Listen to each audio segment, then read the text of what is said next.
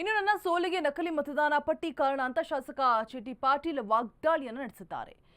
ಕಾಡರಗುಪ್ಪ ಗ್ರಾಮದಲ್ಲಿ ನಡೆದಂತಹ ಕಾರ್ಯಕ್ರಮದಲ್ಲಿ ಮಾತನಾಡಿದ ಜಿಟಿ ಪಾಟೀಲ್ 2004ರ ಬೀಳಗಿ ವಿಧಾನಸಭಾ ಚುನಾವಣೆಯಲ್ಲಿ ನನ್ನ ಸೋಲಿಗೆ ನಕಲಿ ಮತದಾನ ಪಟ್ಟಿಯೇ ಕಾರಣ. 21 ವರ್ಷದ ಹಿಂದೆಯೇ ನಾನು ಆರೋಪವನ್ನು ಮಾಡಿದ್ದೆ. ಬಳಿಕ 2004ರ ಚುನಾವಣೆ ಬಳಿಕ ಮತಪಟ್ಟಿ ಪರಿಷ್ಕರಣೆ ನಡೆಯಿತು.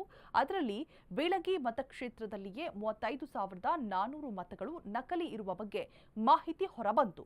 ಆಗ ಅಂದಿನ IAS ಅಧಿಕಾರಿ ಶಿವನೇಲ್ ಅವರು ನಕಲಿ ಮತದಾರರನ್ನ ತೆಗೆದುಹಾಕಿದ್ರು ಅಂತ ವಾಗ್ದಾಳಿಯನ್ನು ನಡೆಸಿದ್ದಾರೆ. ನಾನು 2004ನೇ ಇಸ್ವಿಯಲ್ಲಿ ಬಿದ್ದಾಗ ಬೀಳಬಾರ್ದಾಗಿತ್ತು. ಅವಾಗ ನಾನು ಸುಮ್ಮ ಕೂಡಿಲ್ಲ. ಈ 21 ವರ್ಷದಿಂದ ಇದನ್ನ ಮಾಡೀನಿ. 2004 ಇಡೀ ರಾಜ್ಯದ ಮತದಾರ ಪಟ್ಟಿಯನ್ನು ಪುನರ್ವಿಮರ್ಶೆ ಮಾಡ್ಲಿಕ್ಕೆ ನಮ್ಮಲ್ಲಿ ಶಿವಸೇನೆ ಮತ್ತು IAS ಅಧಿಕಾರಿ ಬಂದಿದ್ದಾರೆ ಬಾಗಲಕೋಟೆ ಜಿಲ್ಲೆ. ಅವಾಗ ಬಿಳಿ ಕ್ಷೇತ್ರದಿಂದ 35,400 ಕೊಟ್ಟಿ ವೋಟ್ಗಳು ಡಿಲೀಟ್ ಆಗಿದಾವ. ಇವತ್ತಿಗೂ ಬಾಗಲಕೋಟೆ ಜಿಲ್ಲಾಧಿಕಾರಿ ಕಚೇರಿ ಒಳಗೆ ಸೇಫ್ ಆಗಿ ಟ್ರೇಜರಿ ಒಳಗದ ಯಾವ ಡಿಲೀಟ್ ಆಗ.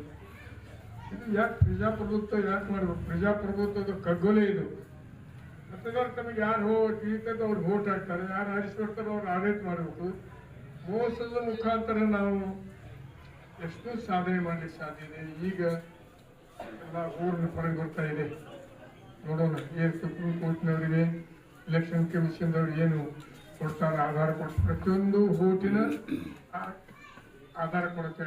ಎದಕ್ಕೆ ತೆಗೆದ್ರಿ ಅದನ್ನ ಸತ್ತಾರು ತೆಗೆದು ಅಂತ ಹೇಳಿದರು.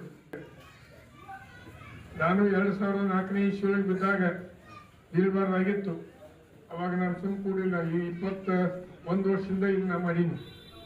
2004 ಇಡೀ ರಾಜ್ಯದ ಮತದಾರ ಪಟ್ಟಿಯನ್ನು ಪುನರ್ವಿಮರ್ಶೆ ಮಾಡ್ಲಿಕ್ಕೆ ನಮ್ಮಲ್ಲಿ ಶಿವಸೇನೆ ಮತ್ತು IAS